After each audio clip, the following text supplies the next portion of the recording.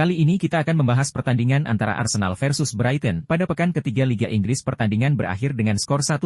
Gol Arsenal dicetak Kai Havertz pada babak pertama dan Joao Pedro mencetak gol balasan Brighton pada babak kedua. Dari statistik pertandingan, Brighton dominan pada match ini, tapi Arsenal bermain efektif dengan XG dan Big Chances yang lebih tinggi. Arteta menurunkan formasi 4-3-3 andalannya dengan Havertz sebagai false nine, sedangkan Hurzeler gunakan formasi 4-2-3-1 dengan double pivot Baleba dan Milner. Pada babak pertama momentum dikuasai Arsenal dengan banyak peluang diciptakan saat build-up. Arteta terapkan dua shape pertama 3-4 dengan melibatkan penjaga gawang David Raya yang memposisikan di tengah dua center back Gabriel dan Saliba, dua fullbacknya White dan Timber naik sejajar dengan dua double pivot Rice dan Partey. Untuk shape build-up kedua, Arteta gunakan shape 3-2 Ben White sejajar membentuk trio di lini belakang dengan Saliba dan Gabriel, di mana Gabriel bergeser ke kiri dan Saliba bergeser ke tengah, sedang Timber bergeser ke tengah mendampingi Partey sebagai double pivot. Hurzeler merespon build up Arsenal dengan melakukan high press dengan shape 4-2, gunakan 4 pemain depan dan 2 gelandangnya. Idenya adalah membatasi build up Arsenal agar tidak bisa mengakses dua pivotnya untuk inisiasi serangan dari tengah, namun Arteta telah siapkan skenario lain dengan direct pass dan switch play. Idenya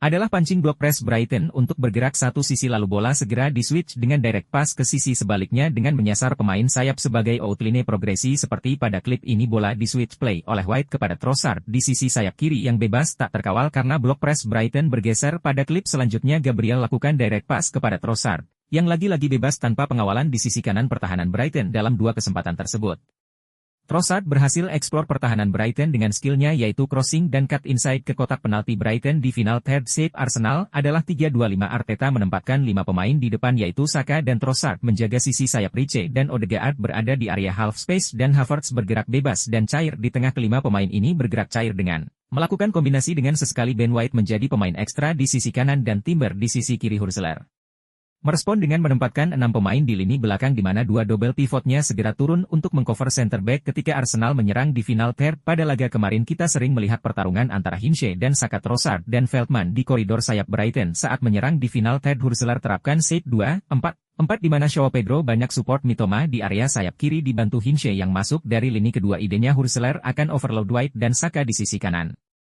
Arsenal.